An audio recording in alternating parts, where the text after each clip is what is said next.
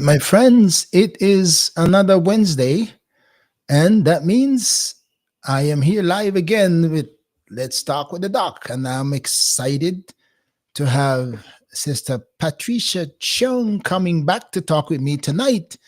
And tonight is not just her story, but we're going to be talking about faith under fire as she gives us some insight into the Christian challenges and persecution that's happening in particularly in China and North Korea. So when we come back, we'll hear a little bit about who she is, how does she get her information, and we'll take it from there. So when I come back, I'll be talking with Sister Pat. So hang in there, my friends. Faith is under fire.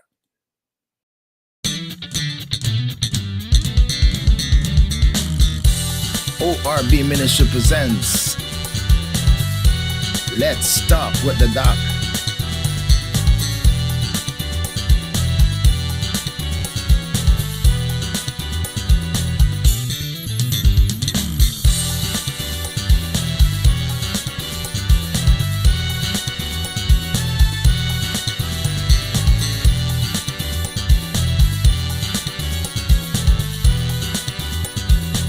Grace Without Borders podcast.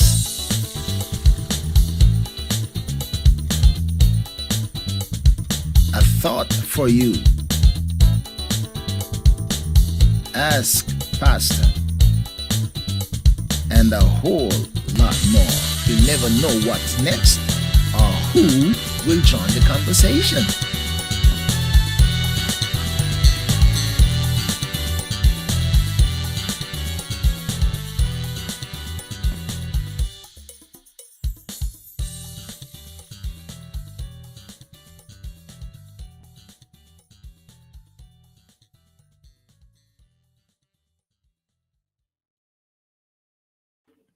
All right, so here we are, and we are live with Sister Pat. And Sister Pat, good to see you again. Welcome Good to back see to you. Talk with the Doc. I'm happy to come back. All right, my pleasure to have you. How has things been with you? Things are doing very well. Yeah. Of course, the spiritual battle will never end until I transition to another world. But everything And is well. what Jesus told the devil in the garden is that there's going to be enmity between him and his seed and the seed of the woman and her seed, his seed and her seed, and there'll be a continuous conflict.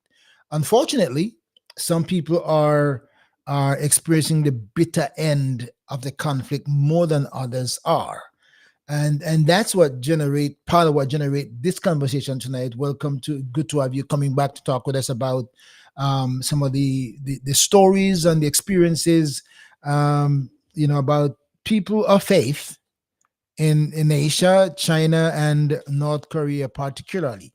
So before we even get into that, for those who don't know who is Patricia Cheung, we're not gonna go into your story about how you get the name Pat and all that, because I remember when I saw that, I was gonna, that doesn't sound like a name from Hong Kong. That the Patricia, that doesn't sound like an Asian name. But we won't go into that tonight. But just for those who don't know who is Patricia, where she's from, etc., and how did she get to where she is now. Okay, so my name is Pat. Okay, you've mentioned that a few times already. And I originally is from Hong Kong. So I came here when I was in my late teens.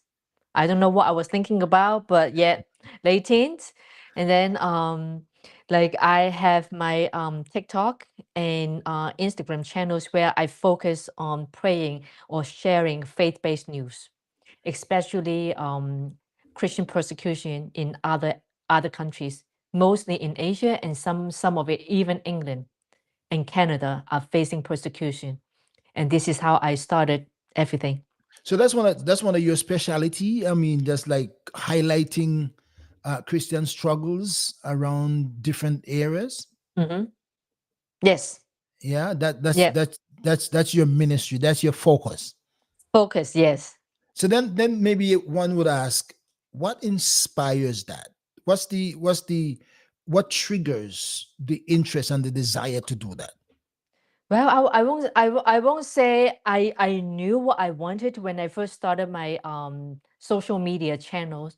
It just one day I decided to pray for North Korea, and then it started to go viral. And then I realized from the comments, I realized a lot of Christians in this country actually are not aware of what's going on outside of this country.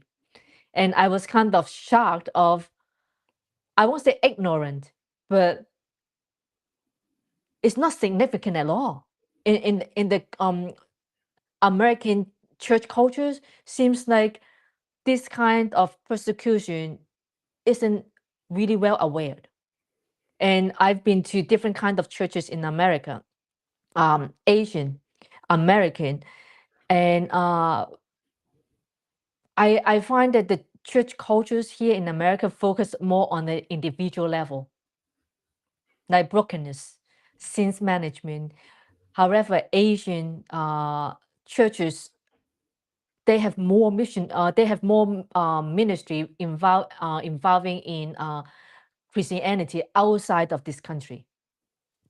That's that's how I see the difference. And I would say mostly based on the comments of my social media, I started to put my focus on persecution of Christians.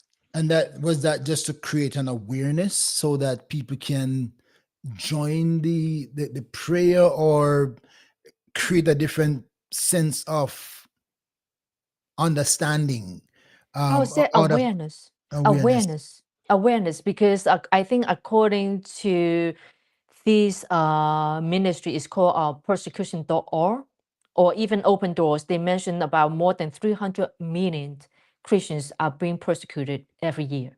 That's a Wow. lot. Wow. That's I think around the same population as America. Mhm. And these are reported cases. Imagine what are not being reported. Wow. And awareness is awareness, because a lot of us get are very comfortable in our comfort zone, be- Yeah.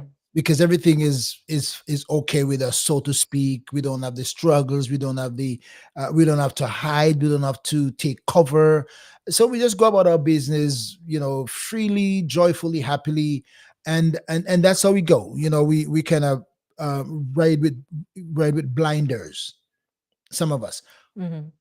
Somebody like me, not to pat myself on it, but I've gone to India twice, and I've gone to India twice for pastoral training, Hmm.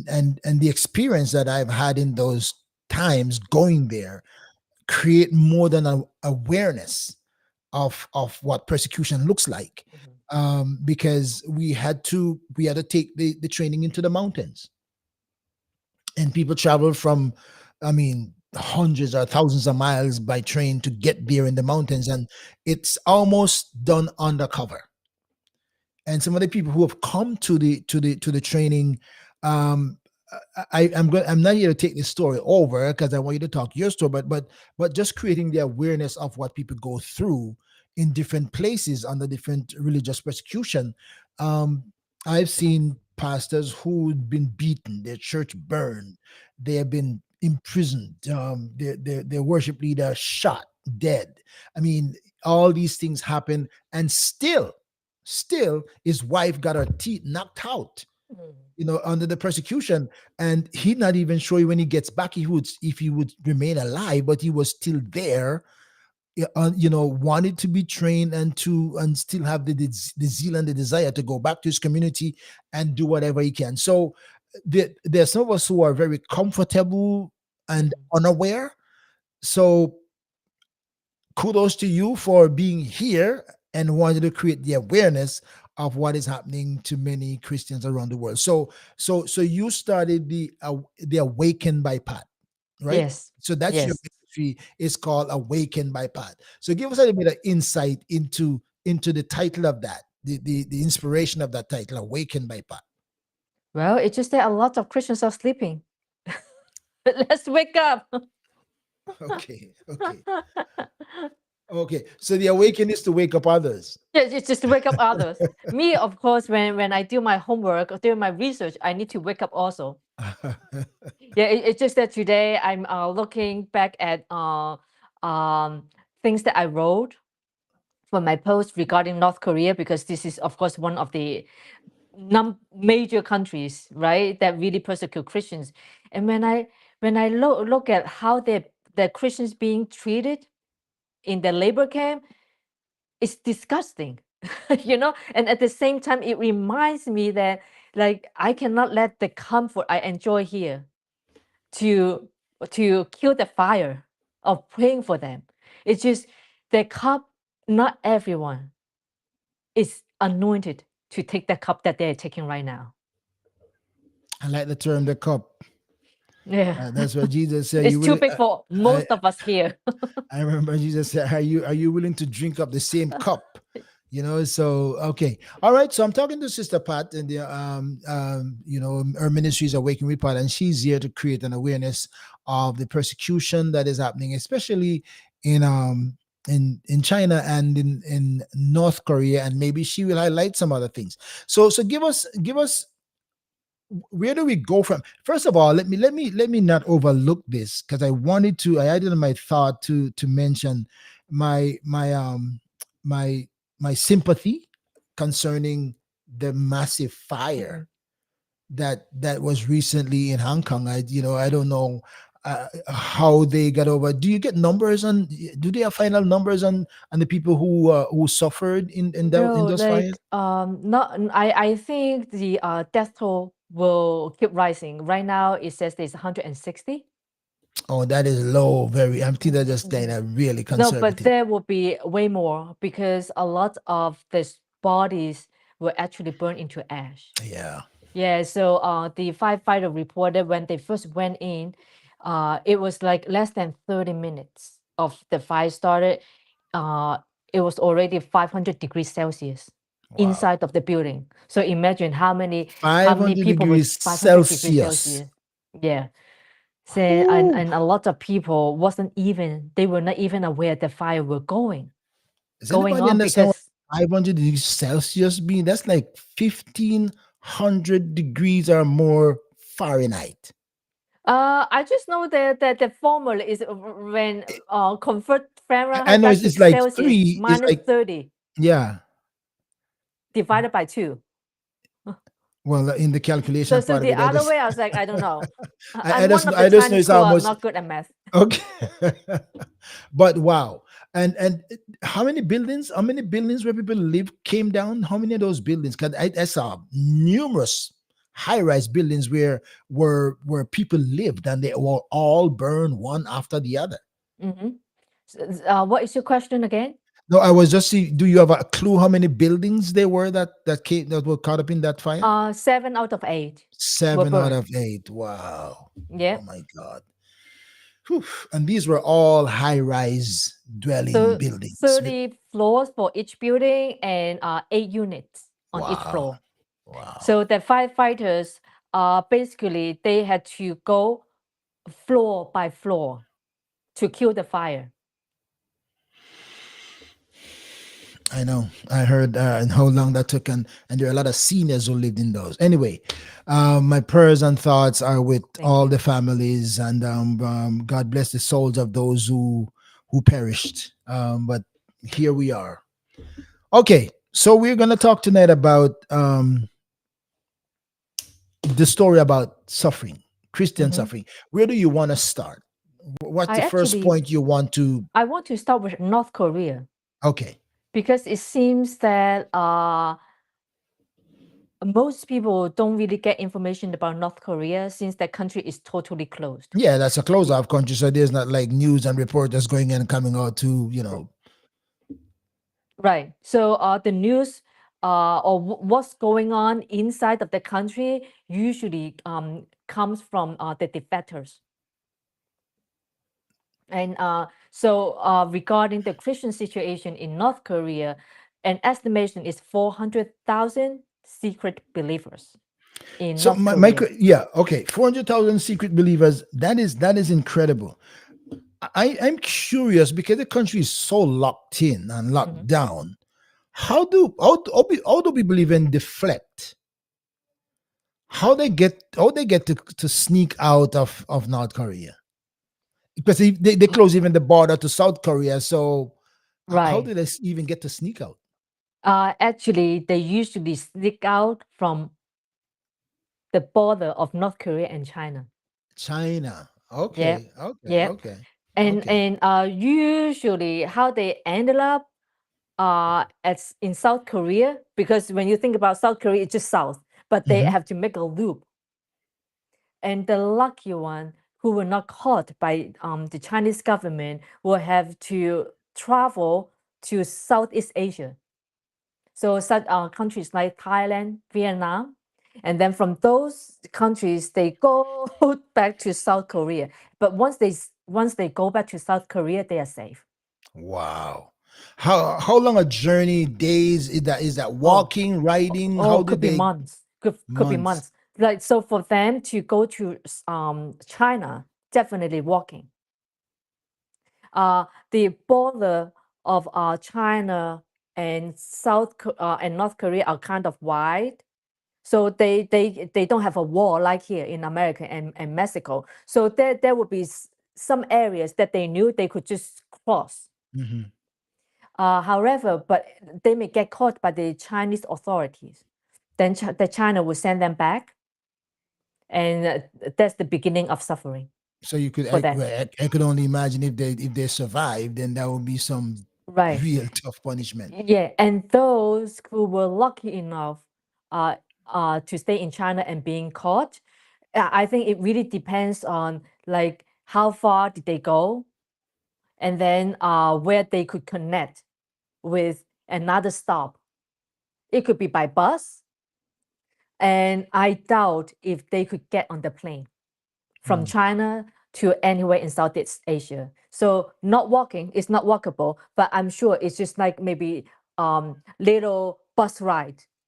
So it may take them months to reach Wow. to a destination that is safe for them. And people still brave it.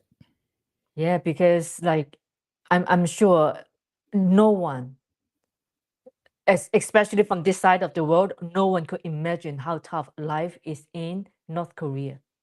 Yeah.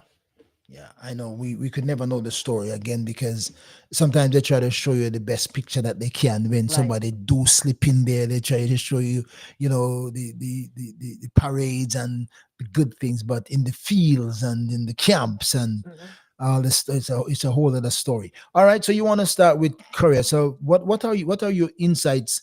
So you said you get information from deflectors. Not me. No, the Well, factors share in source their information. the Yes. story, now you get it directly, I understand that, but the source is from deflectors. How Yes. do they connect with sources to share their story? Are there groups of people in Asia who look out for these people and welcome them, give them covering? How Mhm. does that work for them, that they can debrief them and find out what's going on? Well, they were not able to share anything until they are mostly in America. Mm. So some of them actually get to America. Yes.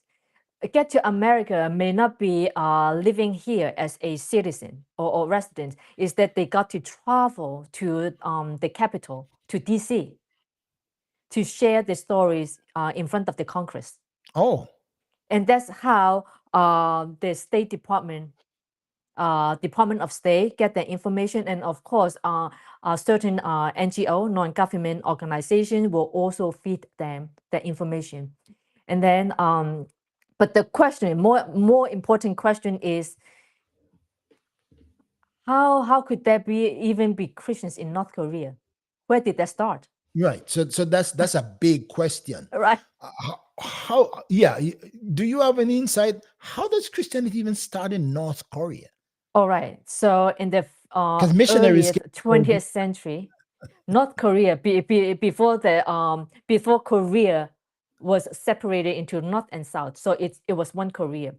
Actually, in the earliest 20th century, Pyongyang, Pyongyang is the capital of North Korea capital of North now. It Korea. was called Jerusalem of the East. Really? Yes, and that was actually the birthplace of spiritual revivals in the Korean Peninsula So Pyongyang was called the Jerusalem of the of East. the East. Really? So what's the inspiration in that? Just because of the missionary work or Christianity started there? They're just The like, missionary work, wow, a lot of missionary work at that time. And during that time, like Korea was a very closed country back then, really closed. But because of the Japanese invasion, because of the political instability, somehow the missionaries were able to go in and start like putting the seeds. And that's why in the early 20th century, like there was so much Christian like activities, especially in the north, where the north is right now. And then right now, like believe it or not, a lot of defectors, Christian defectors, actually go back to North Korea. really? Yes, this is how much they love Jesus. This is how much they love their country. They left. They get They, out and go back, they go back to spread and the gospel. and what's the penalty? No penalty when they go back? Of course, they're risking their life every day. That's crazy. Wow. Yes, Well, I don't know. Well, they must be God sent. yeah. Maybe they're God sent to even get out and try to go back. Not everyone has the gift of being a martyr. Yeah, Let's well, put it that way. yeah. And then also some defectors who ended up in South Korea could receive Christ and they get involved in North Korean ministry in South Korea. There are churches that actually they will send Bible, like really mini Bible. Hmm. They will send scriptures or any Christian materials, and they will send it using the ocean, using the river or balloon. Wow. Yes, but now the dilemma that they face is this new Korean government, South Korean government is left leaning.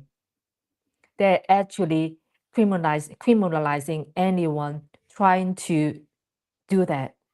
But of course, like I think a few years ago, either is 2016 or 2018, when the South Korean government back then trying to penalize, no, trying to criminalize this act because the North Korean rocket man, Kim Jong-un was really pissed about all this Christian stuff coming from the South.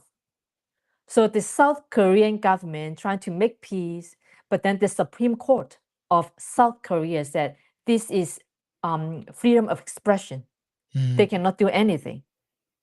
However, this new left-leaning government used other laws to stop the ministry. They say is causing what uh, uh, environmental pollution. Oh, really? Yes. So I think back in the summer, I remember it was either 5 or 6 Americans actually were arrested for putting Christian publication or material in bottle like plastic bottle, and they just send it through the ocean, which people do it all the time. But the Americans were arrested, and this is the law. This environmental law was used by the government to persecute them. Wow. Yeah. Wow. So again, I'm talking to Sister Pat Cheung. She's from Hong Kong original, so she has the Asian connection. And she has a passion for you know praying for Christians who are being persecuted around the world, and especially your focus is on tonight, for that matter, on North Korea and China. So we're starting off with North Korea. I'm curious, Sister Pat, because when you said that they send material from south to north Mhm. by the rivers and and by balloons, etc., etc. So you said that. So my thinking is that Kim Jong Un, um, is has been aware Yes. of Christianity material coming into North Korea. Yes. And so what do people say when they find Christians who are getting these materials? How do they deal with them? What's the consequence of from the government, perspective? Well, like if anyone find having even one scripture in their possession, either they will be killed, shot right at the spot, or they will be sent to like re-edu probably not re-education camp, but labor camp for political prisoners.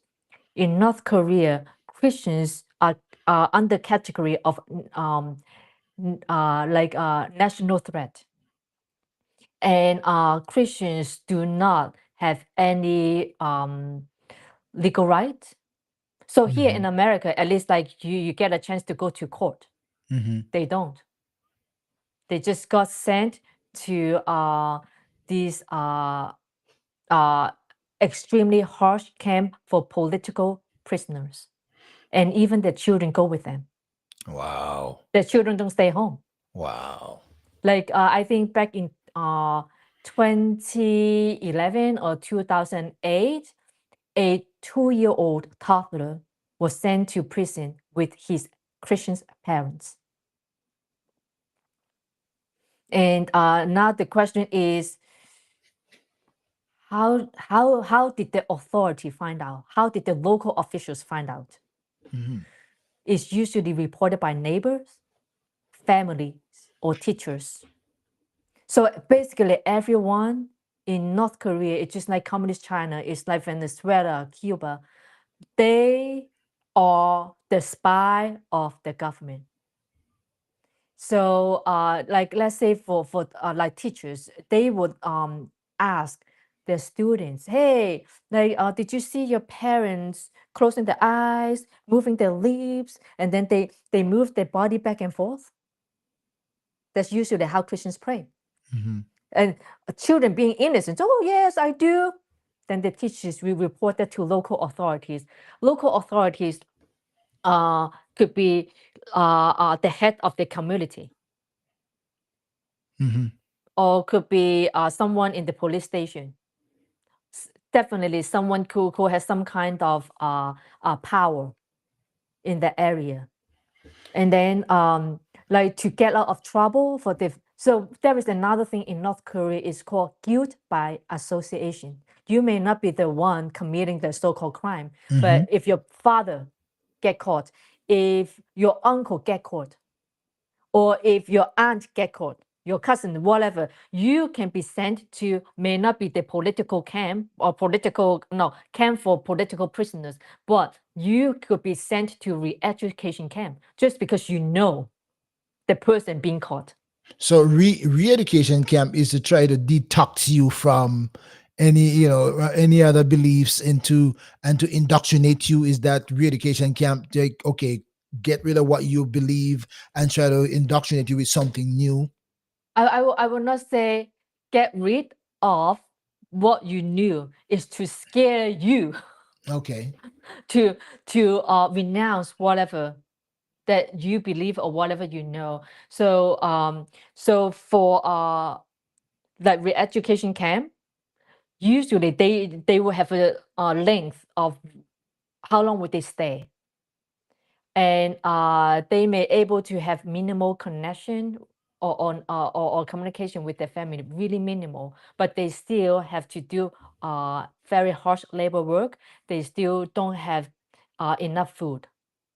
And after all day of working really hard, they will have to be re-educated by whoever taking care of the camp right now, trying to brainwash you. So imagine you're so tired after all day of work and you fell asleep. You're looking for trouble.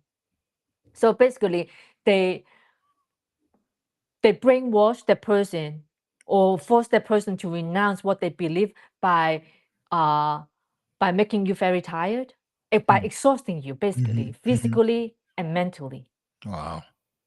And then the camp for political prisoners are even worse. sentence is indefinite. You don't know when you're coming out. The day you come out could be the day you die. Nobody knows. Yeah. Yeah. So then it makes it more difficult, and difficult maybe an understatement, because if your surrounding or your community, your neighbors can't be Mm-hmm. trusted. Right. If your neighbors can't be trusted, do people move away from their regular location? Do they try to congregate in some other isolated area? What? No, No. because it's a communist country. So our movement is regulated, highly controlled. Wow. And then the difference between Asian culture and Western or American culture uh, is people, they are group. So collectivism rather than individualism. When you were born and raised in the village, that's where you stay most of the time. You don't Mm. move. Wow. Not only the government won't allow you to move, but that's your home. You just don't move. Not a lot of flexibility to go somewhere and, Right. yeah, relocate. Wow. That's Wow. how they control people. So do people congregate at all anywhere in North Korea? Do they congregate at all for worship, or do they have to go underground? How do Underground, how they underground, underground? underground. And I will assume that underground may not be like a big group. Underground may be just you and your husband. Wow. Because you cannot trust anyone in that environment. So you can't And have a gathering of any form no, because no, there could be not spies. at all. So Yeah. not at all. So maybe there are Christians in the country that may know only a few Bible stories or only a couple scriptures, but they hold on to their faith. I guess some of these are like early Christian days, right? Yeah. People died for what they believed. In the time of the canonization of the scriptures, people hold dear to those passages of scripture, and they give their life up without before they allow them to take it from them and destroy it. And so God used that method of preserving the text of the scriptures because people were willing to sacrifice their lives for it. Now, what else do you know about Christianity? I mean, already it's almost impossible to be a Well, Christian in North Korea. yeah. So as we know, most Christians are very peaceful, right? We pray for our country, we pray for our leaders. Hmm. Now the question is, why would like North Korea would say that like Christians are national threat, right? That would be the Their question. Well, what did national they strength. do? Right? Yeah, What did they do? pray. And this and the history is very interesting. So like the founder of this regime, right? His name is Kim Il Sung. Hmm. That's the grandfather. So basically, he was raised in a Christian family. His Interesting. his maternal grandfather was a minister, and his own father went to missionary school and later became an elder in a Presbyterian church. So he grew up in a Christian environment. So how could a Christian become a modern day Nero, right? So around that time, communists started to take over China, and somehow he spent some time in China and came back to his country as a communist. Wow. So I don't know the history of how he took control of the country, but once he became a dictator, I would just need to look back at my note because I don't want to give you guys the wrong information. So basically, like the reason why he outlawed Christianity, because that's the real deal. He grew up in the Christian environment. He knew God is real. He knew the power of God's words. So he get an external influence, maybe from Yes, power, from wanting power control, and came back and renounced Christianity and decide to suppress it at the highest order. Oh, that not only that, he stole the blueprint of Christianity. He mimicked Christianity, except he put himself as God. Oh wow. Yet he transformed Christianity into a state religion that worship only him and his family. And then he complete that so-called the religion with his own 10 commandments and demand absolute loyalty Wow. from the people. And there is a North Korean dictator. Her name is Yongmin Park, and she is America right now. And according to her, Kim Il Sung, like the founder, after he became a dictator, he told people he loves them so much that he is giving them his only son. He's giving them his only son. Yet his only son is Kim Jong Il, the father Of of Kim this Jong-un. current Kim Jong Un. Right? So I love you so much. I'm giving you all my son. Right? And then the North Koreans were taught that even though Kim Il Sung, the founder, died, his spirit lives on with them. And he knows what they think, what they do. Every single thought in Oh, their head, oh. he knows. So Okay? okay. So that's not a another superstitious brainwash. Yes. When when when the country is closed, when you don't have any other news, when you're being told since day one of you have some kind of cognitive capacity that the founder, who is being seen as God by the country, said he knows every single of your thought. You believe that, Wow. right? And Wow. then, so that's why Wow. they have to cancel the Bible. That's why they have to kill Christians. That's why they have to scare everyone from not even touching the Bible. Because imagine if they open the Bible, there's just, oh my goodness, this is the biggest scam of the 20th century. So again, I'm talking to Sister Pat about faith under fire in North Korea particularly and China. I'm just trying to delve into this a little bit more. So Kim Jong Un's grandfather Mhm. was the one who got to China, got brainwashed, came back to North Korea, and say he loved the people so much he's giving them his son. How That did he? was, oh, go ahead. Yeah, Yes. how did he give them the son? Because that wasn't a sacrifice. What he gave them for leadership? How what was the method of giving them his son? Just putting him in power. My son is serving you. So that's the way of giving him. That's it. Yeah. And then when he died, he tried to control their psyche Yeah. by telling them this guy knows his spirit is with everyone of you and he knows what you are thinking. Yes. In other words, because he's my son or he's the head of and the or the grand or the father of King Jong-un, he what does he do? Report what you're thinking? Because he knows what you're thinking. So what does he how do they know what he knows? Does he have a I source no, of, of I reporting? think because because again, with zero news from the outside can get in, people don't know what they don't know, right? They would not ask. We ask because we know. How could you Yeah. report me? How do you know that like What's I'm thinking yeah, about this and that, yeah. What's your right? connection? What's your outlet? Yeah. Just imagine you raise the child, putting the child in a room, not having any outside communication. Every single day, you tell your child the same thing. Your child will believe what you said without questioning. Yeah. Wow.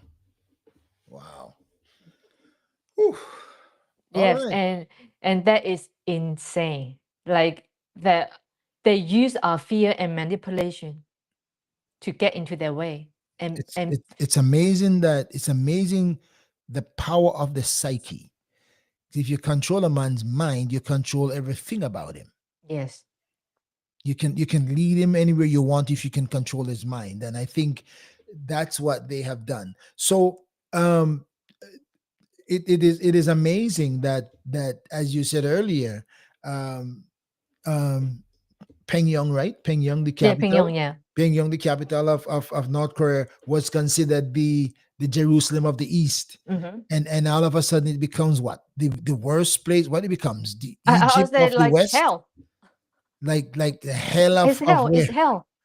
Yes. And Wow, then like Christians are being like Christians in the labor camp, they are being treated even worse. Then it's already not good, okay? But being a Christian is even worse. So overall, in the political camp or in the labor camp, uh, they will experience systematic torture. Not only Christians, but everyone in that camp. But Christians, you may get more, wow, okay? Because I think it's because the enemy, the demonic agents, are expressing their hate to Christians, to the children of God through human. So Christians get more. And then besides systematic torture, forced labor for 15 hours a day or more, depending on the mood of the guards. So Hmm. from 6 a.m. all the way to maybe 10 p.m., 11 p.m. And the daily intake of calorie is no more than 500. Wow. And kids are not exempted. It's Your not that you're five daily years old, intake you of don't, calories, your daily intake yeah, is 500 calories. yes, That is or starvation. less. Starvation, That is yes. starvation. People are eating a half a sandwich with 1,200 twelve Hmm. hundred calories, half a sandwich here in America with 1,200 calories, let alone your daily intake. My Yeah. good So Lord. that's why a lot of them died in the camp. The government doesn't care about their life. And then also forced abortion, because sometimes women were being raped by the guards, and then rape. And then also lice and parasitic infestation is major. Medical neglect, and they are not even allowed to have showers. That's what they deal with. Of course, they could easily just say, "Oh, I don't believe in Jesus anymore." No, that's not the case. They still hold on to that truth. Wow. Wow. Well, And again, well, I don't even know how you get fully educated mhm, on Christian values and virtues, in a situation where it is so what's the word I want to it is so stingy to get mm, anything. It must have been sourced by the Holy Spirit, and divine connection, and conviction, mm, maybe is a good word, that people hold on to their faith. But again, as you said, there was a time when Christianity had great value. mhm. Do did they get rid of everything that the country had, that were accessible to people that have any indication of Christianity, or do you know of any, um uh what's which word I want to use there, any, s- like, generational handing down what they know, like Jacob call his sons and say, here are some things I want you to be aware of. I'm going to be going, but these are the things. Do you know of any, like, any great grand who maybe instilled into their offsprings Christian value that kept them going even under these kind of pressure? I don't think it's from grandfathers or great grandfather. No, I don't think so. I think mostly it's from parents to young children, but not young children. Is children who are capable of thinking and knowing the seriousness of the whole thing. When I say grandparents, I'm like, okay, my father taught me and I teach my sons, and my son teaches sons. Like the Bible said, teach unto your children and to your children's children, and Right. etc. etc. So, um, wow. So and then think about this living condition in North Korea. I believe most people die very young. Yeah, yeah. If you're not on the government side, then then you if you're not cheering for the government, then you don't have much of anything, and sometimes we just kind of parade you for the moment on the cameras that he can look big and strong and good, and you look good for the moment. I'm talking to Sister Pat about faith under fire, Christian persecution and struggles in North Korea and China.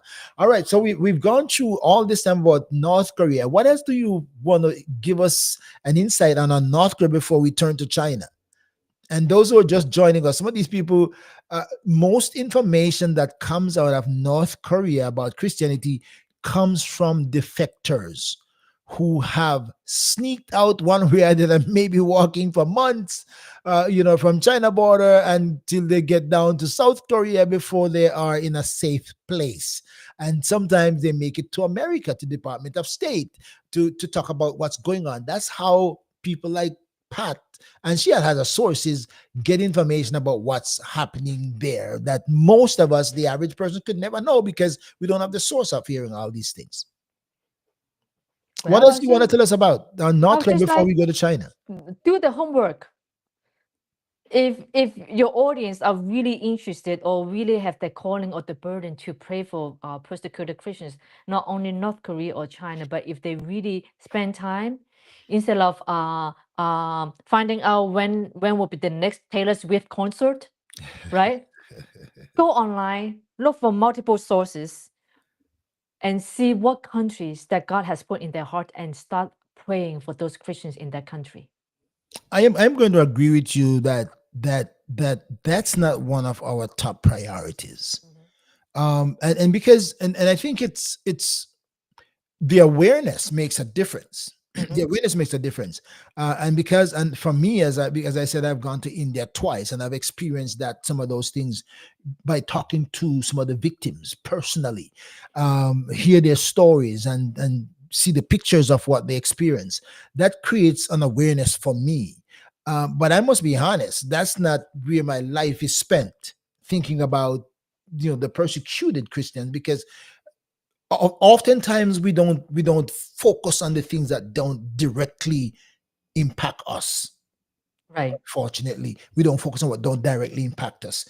But then, because that's where your roots is, and maybe you got the call because God got to find somebody. No matter what, God is going to find somebody, a man or a woman, somewhere, a boy or a girl, somewhere, to be like you, to create this awareness for some of us, and to be on this program, I'm sure is creating even a broader awareness for some of my viewers who are watching now and who will watch tomorrow and the next day and the next month and the next year, who said, oh my God, I had no clue that these things Right. were happening. And for me, this is news for me tonight, because I don't read up on North Korea Christianity and struggles in China, and I don't really do that.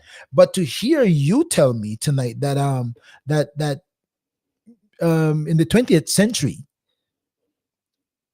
Pyongyang, the capital of North Korea, was considered to be the Jerusalem of the East. I mean, just that thought blows my mind.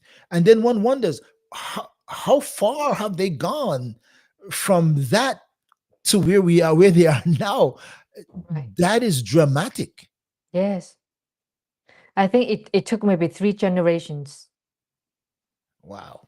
Yes. And then, but the other thing that I would like to share is fun fact about what's going on in North Korea. And sometimes we may have to appreciate someone with a criminal mindset. So in Korea, there are actually people who smuggle Bibles in and rent it out. Smug. They rent the Bible out, yes. So people could, the thing is, because Christianity and Bible are highly suppressed.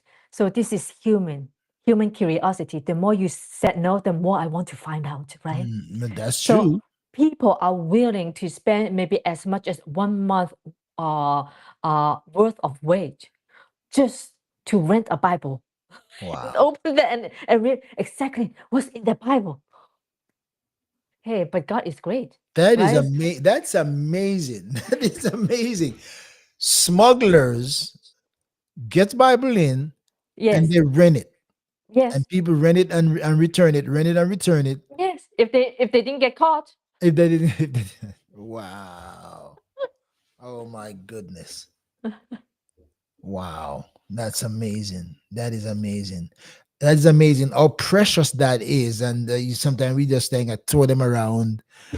So many places. I have so many Bibles out. Like everywhere I turn, I could find a Bible, different versions and translations. I could find so many different Bibles, and that becomes maybe scarce commodities is an understatement. Mhm. Um, but the truth is, God's gonna have somebody somewhere to do something, Yeah. and that's the power and the majesty of God, that He is unstoppable. He is past finding out. You can't box Him in, because He's gonna figure something out that you never figured, that you don't figure out. He go up the stream when you're looking for him going down the stream. He'll go up the stream because he will go to the ends of the earth to make sure that people hear about him one way or the other. That is amazing, amazing, amazing, that despite the struggles and the challenges, people are still risking their lives and the lives of others just to get a glance into the Of the divine Bible. truth of God's word. That is amazing. Yeah. So like don't be surprised to find out when we go to heaven that this Bible smuggler who was just after money actually may get a bigger reward than Christian who goes to church every single week. I wouldn't argue that. I wouldn't argue that, because we know, especially when we talk about the five crowns, those who have helped, there be the crown of rejoicing. Mhm. And I can only imagine those who have brought souls to the kingdom by smuggling Bibles in, gonna have a lot more to rejoice about than some of us who just go and have a praise move in church on a Sunday. I agree with you on that one. Mm. Totally agree. Yeah, God makes everything works. Wow. We're just the vessels. We just need to move according to what the Holy Spirit lead us to. So when we say God is amazing, it's not just a cliche. It's not just a cliche, sometimes common phrase that we use. When we say God is amazing, it means God is really amazing, and you can't figure him out. He's beyond human comprehension. All right, man, I'm talking to Sister Pat, and this is fascinating for me. I hope that you're enjoying this. And by the way, everybody should be sharing this live, that to create an awareness and learn something that you can actually have a healthy conversation by speaking to somebody, they say from the horse's mouth, so to speak, because of her personal connections. All right. That is great story from Sister Pat. And by the way, she has a Instagram and TikTok program ministry that's called Awaken with Pat. Awaken. And by the way, FYI, that's how I found her. I found her on TikTok. I found her on TikTok talking and praying, and I was just kind of interested and saying, hmm. I wonder if I could know more about this. And I, messaged her and she responded. I messaged her and she responded. And here we are. She was on my program a few months ago talking about her story. Now we're talking about mostly on the faith and the fire in these areas. So God can use anything. Who would have thought that God used TikTok, where everybody Right. call the worst thing in the world, where all craziest things happen, but God still find in the middle of that to have people to spread the gospel, the message of hope, inspiration, and that's where I find myself in there with something different from everybody else. All right. Are we finished with North Korea now? We gotta Yes. move on to China. All right, Yes. my friend. Yeah, so I'm gonna take a water break. I'm gonna take a water break, and I come back. I'm gonna continue with Sister Pat on the conversation. Stay right there, my friends. When we come back, we will continue on China Part 2. Every Wednesday, 8 p.m., join ORB Ministries on Let's Talk with the Doc, live on Facebook, YouTube, and Twitter. There is a story, something to encourage and inspire you. You may even have a life-changing experience. You never know what's next, or who will join the conversation. Stay connected. Subscribe to ORB Ministries YouTube channel. Follow on Facebook, Instagram, and Twitter.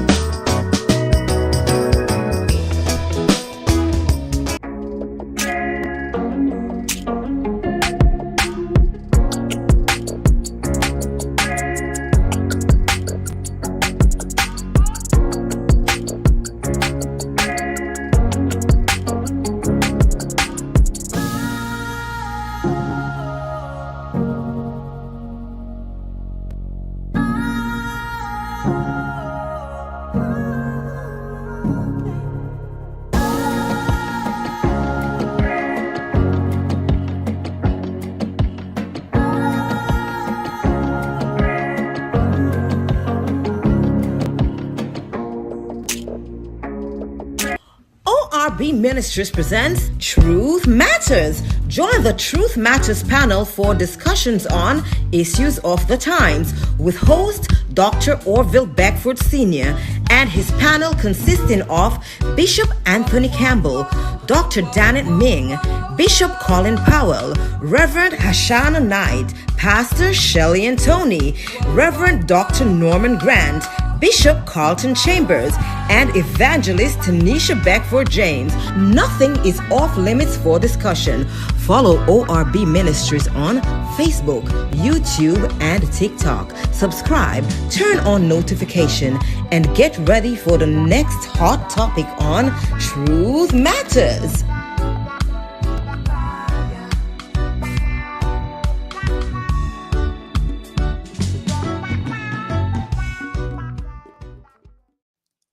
All right, I'm back with Sister Pat, and we're gonna pick it up on part 2. Let me just welcome Pastor Barnett, if he's still there. Conrad, saw him somewhere there. I hope he's still there. And by the way, my friends, if you have a question, I'm gonna assume if you have a question, if you out of curiosity and you want to post it, I'm sure Sister Pat will try to answer.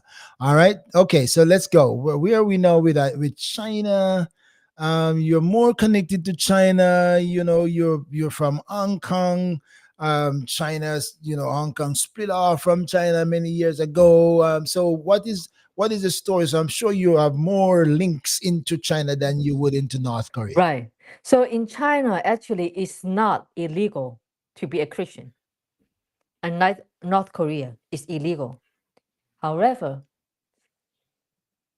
the Chinese government is sneaky. The constitution guarantees the freedom to believe. Mhm. However, the head of the religion department of the CCP, the China Communist Party, said freedom to believe does not equal to freedom to practice. Okay. All right. All Right? Okay. So you're allowed to believe whatever you like. You can keep your belief to yourself. Yeah, but you may not be allowed to practice whatever you believe. What you believe. Okay. Yeah, let's say take Christianity as an example. To control Christians, the CCP demands every church to be registered with the state, with the party. And of course, you don't need to register your church if you don't want, but you'll be outlawed. And right now, there are about 6,500 registered churches in China. That's quite a bit. Yeah, and they are actually, the number shows there are way more underground churches than registered churches. So those are the ones they know about. Yes. No, those are the ones on the record. All right. Yes. So when you're registered with the state, you have to follow every guideline. And first of all the messages have to submit to the department to be approved. Really? Yep. So before you can preach, it has to be approved. It have to be approved by And then- officials and who are then- not and then you have by to officials who are not Christians. And then you have to stick to the script. Yes. Because they just want to make sure whatever you preach will be aligned with the value of CCP. So religion is used by the CCP to strengthen the control. That's why all the message will have to tie back to the CCP.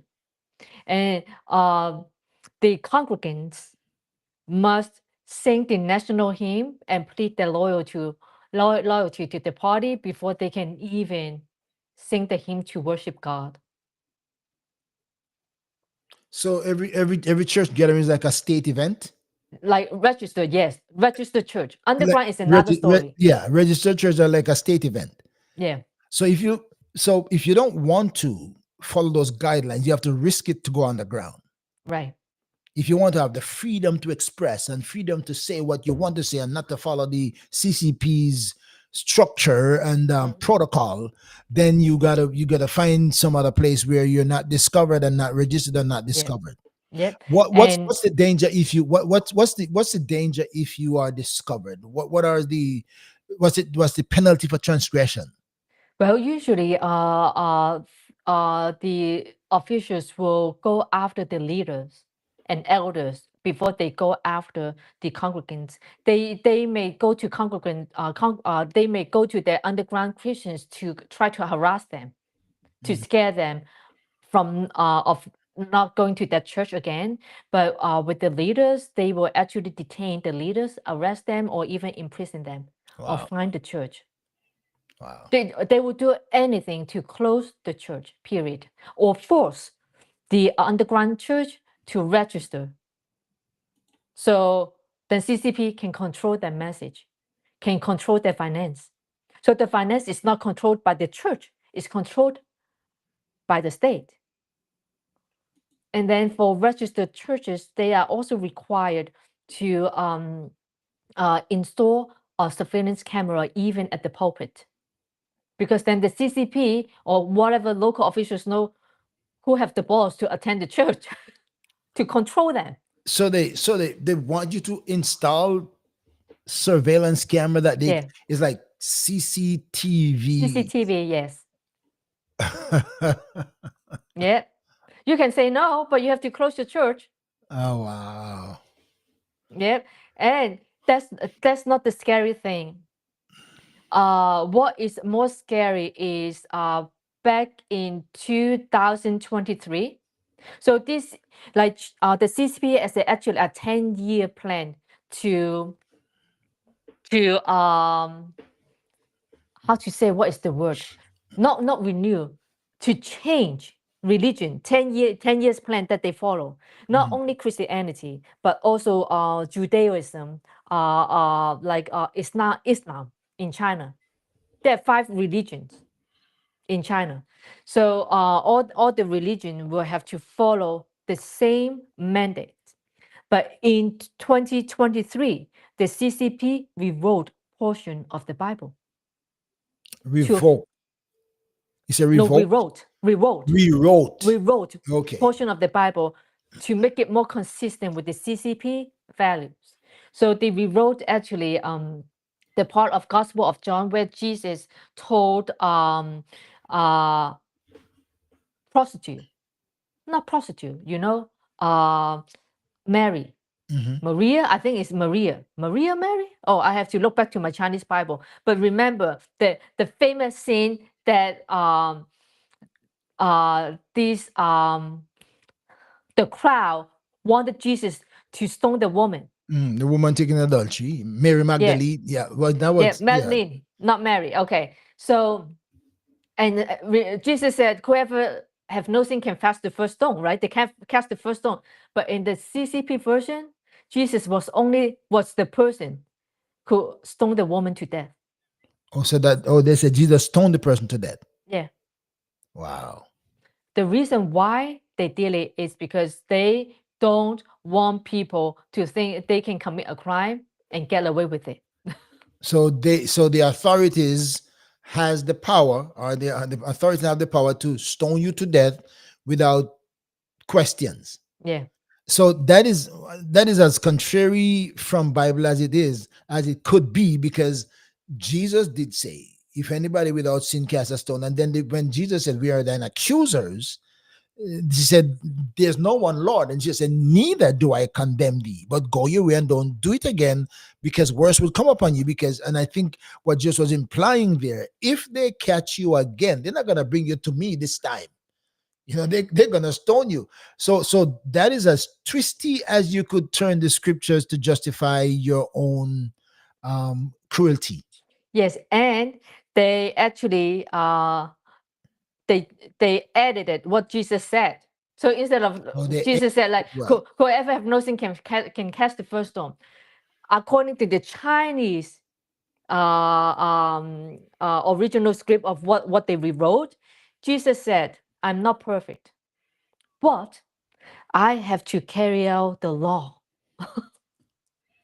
So Jesus stoned her to death, and the teaching behind that is that even though like whoever like carry out the CCP law are not perfect, but the law is perfect. We have to carry out the law. That means even though you don't agree with what the local authorities or even the central government said, no one is perfect, just like Jesus. But the law is perfect. You have to listen to the law. Wow. You cannot question about the law.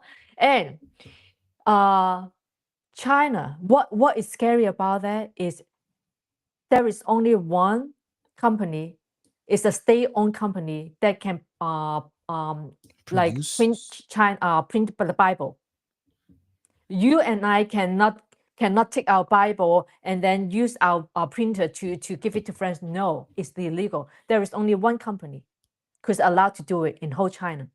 And only churches or only religious organization or bookstore that are registered with the CCP can sell the Bible. You don't have a Bible app.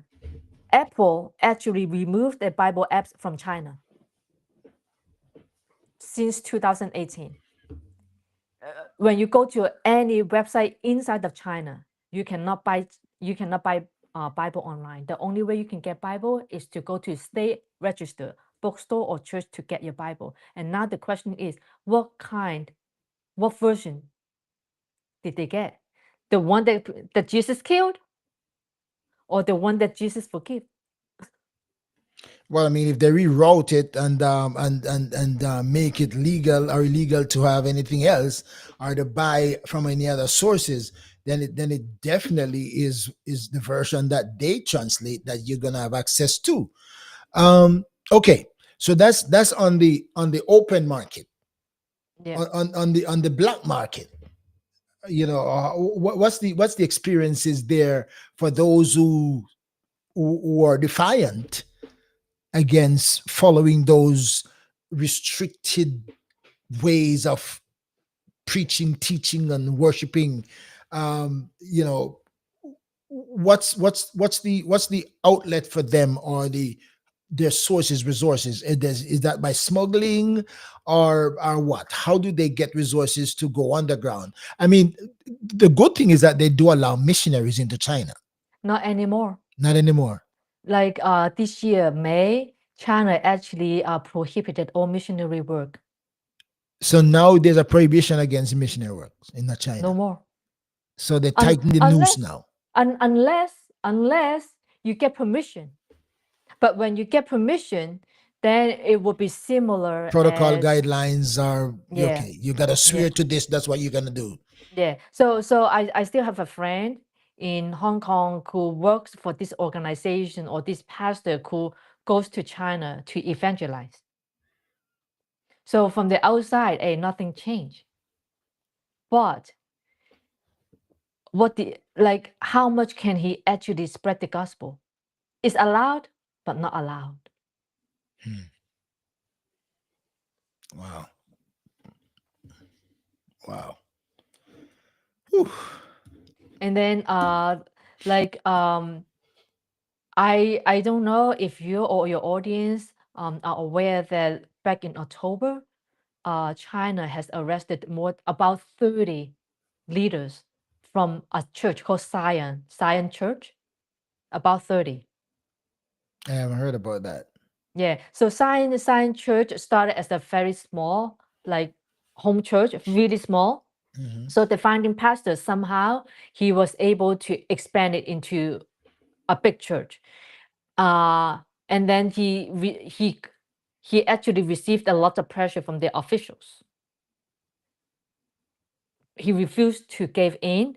So basically, the church was closed down by the local authorities.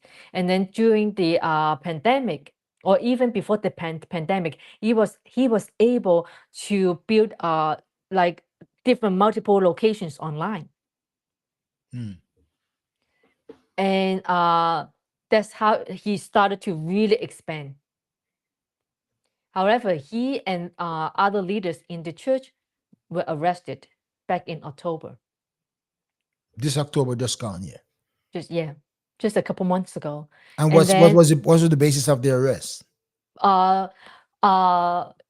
illegal business operation,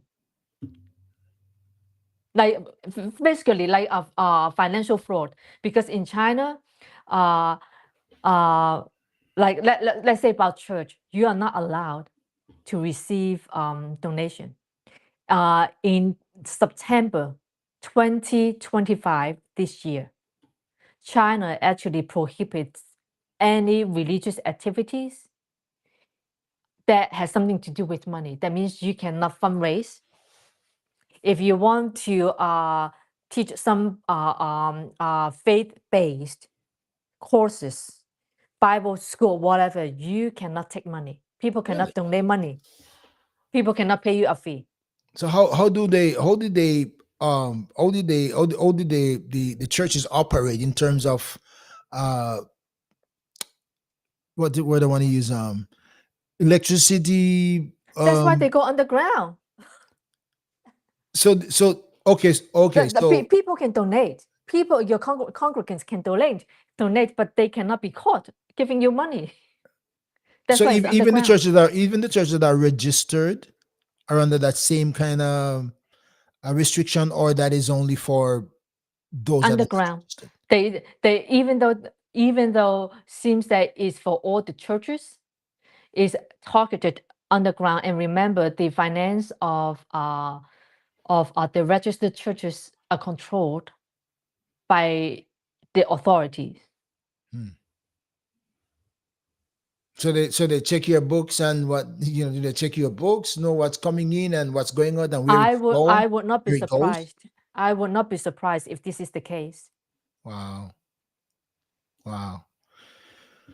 Oh, thank God for where I am. Yes. So that's why we need to take advantage of our freedom to pray. Like I'm not going to smuggle myself to North Korea to suffer, right? But at least here I can ask people to pray with me. Mm-hmm. Mm-hmm. I'm not going back to China trying to evangelize, but I can be here to use my prayer to support those in need. Wow. Before we came on, you told me about your mother's connection, because of what can you give me a bit of insight on your mother's connection in terms of Yes, relationship and fellowship? she affiliates with this group who used to have their own work in China, but this group is in America, Mm. and that's how she knows what's going on inside. And then the other thing is like actually back in the summer, she was in she toured Turkey, and that she met another couple from Hong Kong, whose parents, oh no, they're not from Hong Kong. Actually, they are here, but their parents are still in China. So their parents' house used to be a spot for Bible study, Mm. but it repeatedly got raided by the police because the police wants money. So but the church that they belong to, actually gave money to the local authorities. But of course, those on top would not share that money with those down there. So those down there raided homes that they know having some kind of religious activities going on and ask for money. It's just like mafia. If you don't give them money, they don't. They can arrest you. They can Yeah. just close everything. They won't let you do whatever you want to do So regarding there's got religion. to be a bribe. It's a Yes, bribe. corruption. Yeah, corruption. So one of my questions I want to ask, are they heavy hand, strong handed, concerning underground churches? Do they go search for them, or is just a matter if you get caught? Like a If you strong hand, they're going out and searching, investigating, trying to find them, or is just like if they get caught, if just they get get caught, and like eventually they do because of this surveillance cameras all over the country. So remember, like I said, that only registered churches or registered bookstore can sell Bible. So if you are an underground Christian trying to get the Bible, you need to show your ID, facial recognition, and someone can just follow you and find where you worship. because I know they have all these facial recognition cameras all over China. Yeah. Yes. The latest thing that I read is that China has installed nationwide a surveillance camera using AI that can recognize a person in 2 seconds. Wow. Whew. Oh Of Lord, course, in the name of national security, but we yeah, know of it's not the course, of course, reason. of course, yeah, of course. That's what they're gonna do. That's only part of it, but they're using the data for Mm-hmm. another different nefarious reasons. Wow. Woo, all right. Oh my God. I've been talking to Sister Pat, and she has a ministry that's called Awaken with Pat, and she really prays for those people who are suffering, struggling their Christian faith in different places, as we've been talking about, especially in North Korea and China. And you told me about some pastors who are in Hong Kong, right? Mm-hmm. Who, Yes. who, so give us a little bit of insight in about those pastors in Hong Kong, although they're not in North Korea or they're not in China, but they're still under intense pressure in Hong Kong. Yes. So like before, I think it was 2019. Please remember the protest in Hong Kong in 2019. There was a huge anti-China protest. Mhm. So these pastor friends of mine at that time, they were really vocal about the CCP. And after that, after Hong Kong passed the national security law that can prosecute anyone that deemed to be a threat to the Hong Kong government or to the Chinese government, my pastor friends are basically are reluctant to talk about what's going on in China. So as I mentioned to you that I reached out to two of them who were really vocal about what's going on in 2019. I asked them, hey, this is what I read about persecution. This is what I read about these Chinese new rules regarding Christianity. One basically told me, oh, I'm sick right now. I cannot talk. I need to rest. And the other person got back to me a couple of days later saying that, oh, according to my boss who goes to China all the time, oh, it has been going on like that all the time. It's just that foreign medias are exaggerating what's going on in China. Mm. But these are the two people who were really vocal about what's going on in 2019. Do they feel like they've been surveilled or I line would not tapped I or would not something? say that like to that extent, but it's just that you cannot trust anybody, Hmm. and things are monitored. Wow. And just like this time, the fire, right, in Hong Kong, right, a couple of weeks ago, fire, like unlike back in 2019, where a lot of churches and pastors are really vocal about the protest, this time, nothing, They're silent. nothing, silent. So do you feel like do you feel like it is just Chinese pressure, or do you feel like pressure is being built now in Hong Kong as well? Do you feel like there's a Uh, shift in Hong Kong as well? Yes, it is. So you think they're trending more Chinese control thing or what? We call it being I don't know the word, but I think it's not that they are being turned into a mini China. It's just that people have fear of being persecuted for saying the wrong thing. So do they feel like there is do they feel there's a shift in government control Definitely. back into somewhat, you say, not a mini China, but is there a sense that the pressure is tightening on religious freedom and Yes. expression in Hong Kong? Yeah, the Hong Kong government right now is just an arm of the CCP trying to Really? control freedom of expression and freedom of speech. But of course, like comparing to those in mainland, people in Hong Kong still enjoy a lot of freedom, especially religious freedom. They can still evangelize to anyone under 18, whereas it's illegal in China. In Hong Kong, you can evangelize to a baby if you want. You can say anything you want, except as long as it doesn't criticize the Chinese government. So Oh, I didn't hear that part before. It's illegal in China mhm. to minister to someone Under under anyone under 18. 18. Really? Yeah. So that's like an X-rated thing. If they're You just underage, you can you cannot even pray or read the Bible to your own kids if they're under 18. really. Mhm. Wow. And think about this.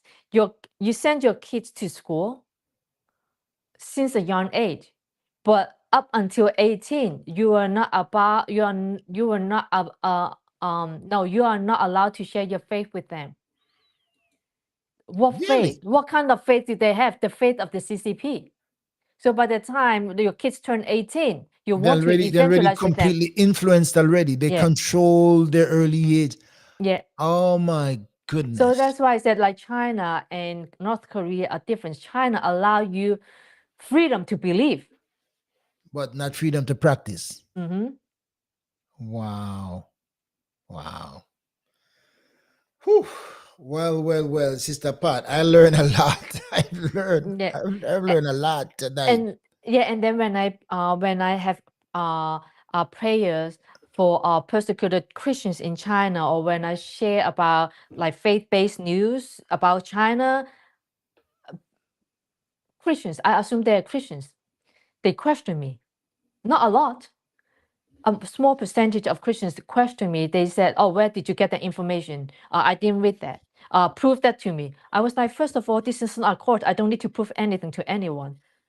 And then second, oh, why did you make this up? You you you lost credibility because you're trying to be famous. I said, first of all, I don't care about credibility. Jesus didn't have any either, right? In front of the Pharisees. But they questioned me, and someone said, "Oh, you're lying. I was in China and I saw churches all over the place." They don't get it. Those are registered churches. That makes sense to me. That Yes. makes sense. So you see churches with signs and place of worship, and you just think, oh, churches are everywhere, Yeah. but they don't know the internal affairs of the operation, the internal Yeah. operational affairs of what is required of them. Yeah. So yeah, I've seen a couple of guys on TikTok. I've seen a couple of guys on TikTok where we're really castigating or really going up against you, and just like what you Oh, said, they were really? saying, I Oh, saw I didn't somebody know. I saw somebody on TikTok was saying, and it was repeating something that you talked about. I saw somebody was like, oh, you can't trust this information, and so because and he was trying to impress you that you were spreading false Right. report. So now that makes sense to me by you saying some of what people know from a little outside, distant view, not having the full internal understanding of what's happening. You can see something look like, as you said.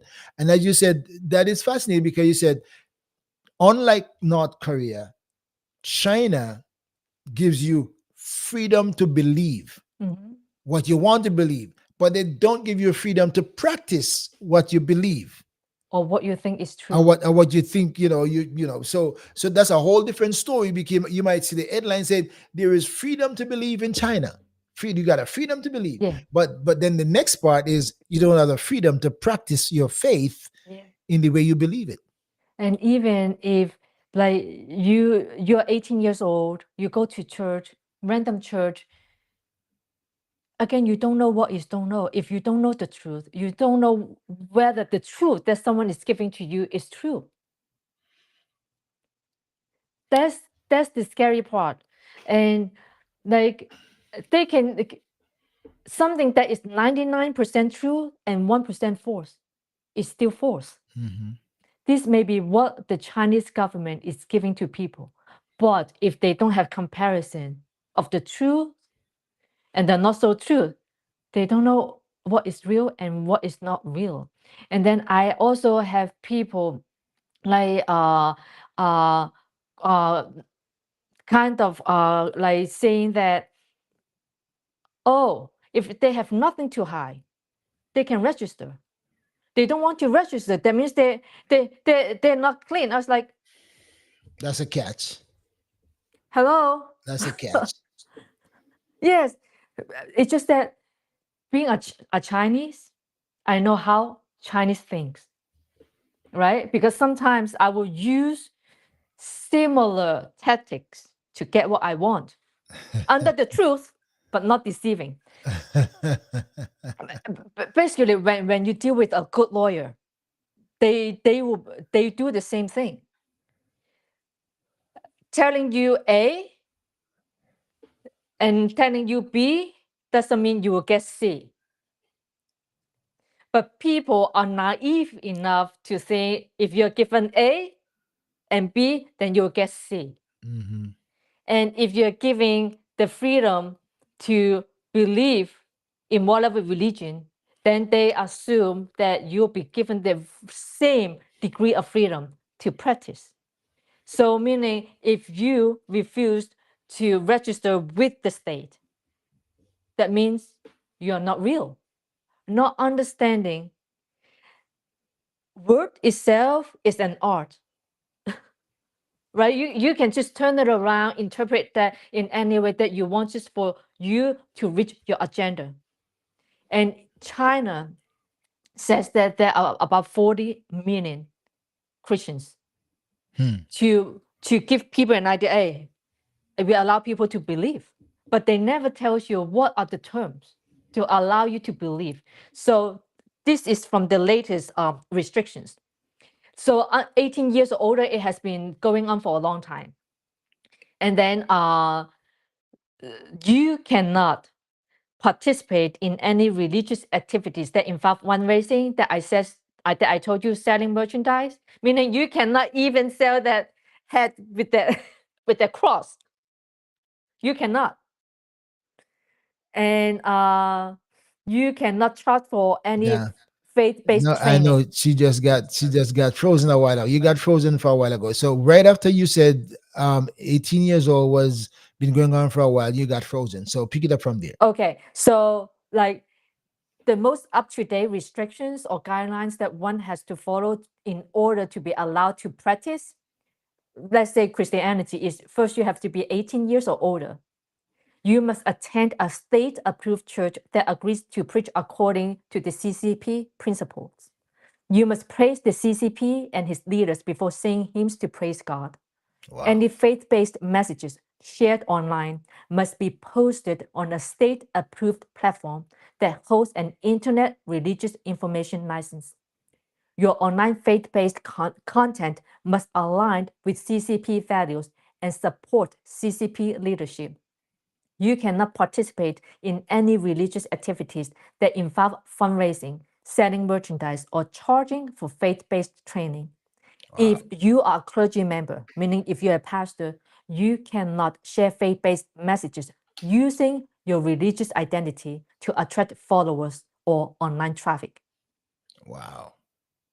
Wow. Other than that, yeah, you're free to practice. Free to believe. Wow. So Yes. they almost deem you useless. Yeah. Like they almost make you like a robot. You just like, oh, they turn you on. This is what you do, perp, perp, perp, perp, perp, and then it's done. No freedom to express, no freedom to share your emotions. Um, wow. Yeah. And the thing about even within from the comments that I read on TikTok and on Instagram, even Christians from China here in America or overseas think that I am making things up. But when you talk to Christians from Taiwan, they know that is true. Or when you talk to Christians who have their connection in China, they know it's true. It's just that some Christians from China who have no connections with someone from inside of China, they'll think I'm making all this up. Hmm. And someone even said, "Why are you making that?" And they accused me of working for CIA. Yeah. I was like, Yeah. like a CIA spy, they must have watched too much Mission Impossible. Well, you know, This is I said, well, yeah, but maybe, it's maybe, just maybe China would say that if they figure it out, they will find you. oh They think, okay, she's an undercover somewhere. Yeah, CIA is a nice way to think about you. Trying yeah, to, yeah, wow. but the thing is, people get distracted by politics, and they say I'm anti-China. I'm paid by the U.S. government. It's like, I I wish I got paid more if that's the case, you know. But I think politics has a lot to do with how people see the Yeah, issues. yeah, yeah, yeah, Yeah. yeah. Wow. My friends, that was my conversation with Sister Pat. That was a lot. I have learned a lot tonight from this So conversation. Thank so you. so now you know. Thank you for the insight. Thank you for the Yeah, insight. but when people tell you about something, you make sure you ask the right questions, right? When someone said to you, like, will tell you, you have the freedom to believe. Then the next question you ask, so do I have freedom to To express practice or what I freedom believe. to Right? Yeah, practice? yeah. That's a fascinating one. And I didn't know about I didn't well, I mean, I didn't know much about internal Christianity in China, but I didn't know that you even the parent can teach their faith to their children before they get to 18. They cannot. And they can only go to a registered Mm-hmm. church before 18. So that means by the time you get to 18, you've already been indoctrinated and influenced how they want it. Yeah. So they've already shaped you into into your thinking, your thought process, and your beliefs. They kind of guide you into that. I wonder what the relationship must be like with children and parents in the home.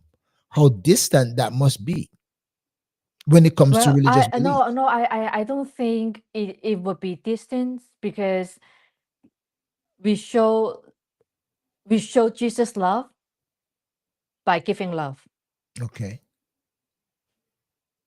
Okay. Well, I mean, I can understand that, but to influence you spiritually, Hmm. that's a big deal. Then parents just need to keep Or, praying for the children. they just gotta watch you and just learn by watching you and adapt what they see in you, or you can't even perform it or act it in their presence. I don't know. Can you pray Yeah. before your children and read your Bible before your children, but not talking to them about it? You cannot read the Bible to the children. No, no, you can read it for yourself and they can see you reading, but you're not telling them anything about it. Hey, but if your neighbors or if someone is looking to give you trouble, they can accuse you of anything. That's why there is a door in the bathroom. You close the door and do it on the toilet. And then I think probably April or earlier this year, I think 5 Sunday school teachers were arrested in Sunday school in front of the young children. Oh man. Wow. Oof, wow. Brothers and sisters, let's make the best of what we have.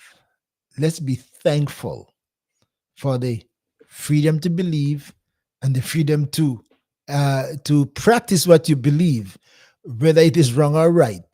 Just make sure that we know God for ourselves, and the struggle might come. The struggle might come when you can't practice what you believe the way we do it now, and that will be a lot of pressure. But make sure that you have it so deeply rooted in your heart, in your spirit, in your person, knowing who you are in your relationship with God, that they can't take that away from you. And the good thing is that God dwells within us now, not like how He dwelled among the children of Israel. He dwells within us now, so they can't take it away from you. They can imprison you, and they were gonna imprison you with it, just like that. You're gonna be locked up away with that which is in you. As David said, I hide your word in my heart that I will not sin against you despite the struggles I might encounter. Sister Pat, I am so happy to have you, and thank you for your willingness and your freedom to come and express. You're so joyful, so pleasant, so happy to come and share. I never dreamed this would happen, and I'm just excited to have found you. And having found you, I was able to find Dr. Ferris as well, which was a phenomenal experience that I had with him as well. So, small world, and God is amazing. God is amazing. I hope, I Yes. hope, I hope that we will continue our relationship, and see where the Lord takes it. And who knows, maybe something break. You say, I'd like to talk to you again. I got something I want to share with you. Feel free. Don't let me have to come running after you. You can come Okay. finding me too as well. I have no problem reaching out to you.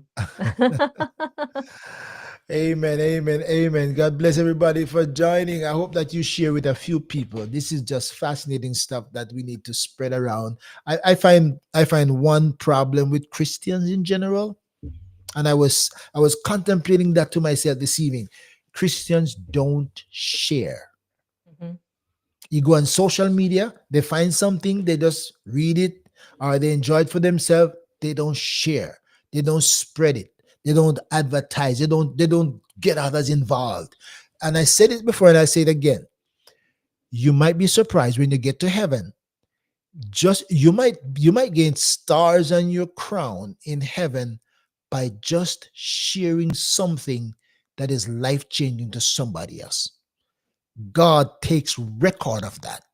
And if what you do cause one soul to come to know Christ, that's a star on your crown. And angels in heaven rejoice over that. So we are depriving ourselves of a lot of stars in heaven by not sharing a prayer, a thought of inspiration, a word that changes life, something that brings hope. If Christians were doing that, we would have a greater impact on the world around us. But we are so selfish and so locked in and so disconnected that we just eat it for ourselves and we go about our business. Or Christians share about how much they hate their husband, their wife, how bad their kids are, more than sharing the And gospel. we share the negative things and they share the things that brings a laugh and some that's funny and stupid. But boy, I would to God we begin to share the things that are life changing and bring hope and inspiration. Yes. Thank you for joining me, Sister Pat. My friends, I'll see you Thank you again for next having me. week on another Let's Talk with the Doc. Yeah, may God bless you and God bless your ministry, Sister Pat. And Thank may you. God, spread your prayer far and wide, and keep you connected with the sources so we can know what we are praying about and what we are talking about. Yeah. Can I say one last thing? Sure. I do not work for the CIA. I didn't think I work for only Jesus I didn't to think get you my I didn't penthouse think in you do. heaven. I didn't think you do. I didn't think you do. All right, my friends. I'll see you again at another Let's All Talk with right. the Doc. Happy holiday seasons for you. Best wishes, Merry Christmas, whatever you celebrate. Jesus Christ is Lord and He's coming back without a shadow Amen. of a doubt. Get ready for that departure, whether He comes soon or late. I'll see you again next week on another Let's Talk with the Doc. Sister Pat, we're going to go off like how we came on. See you soon. Don't forget to subscribe to my YouTube channel. Follow me on Facebook. Follow me on TikTok and follow Sister Pat. If you're on TikTok, go check out Awaken with Pat and listen to her stories and join her in prayer. See you again next week. Well, thank you for checking in on ORB Ministries. I trust that you will share with your friends, subscribe, hit the bell for notification, and stay tuned, because you never know what's next or who will join the conversation.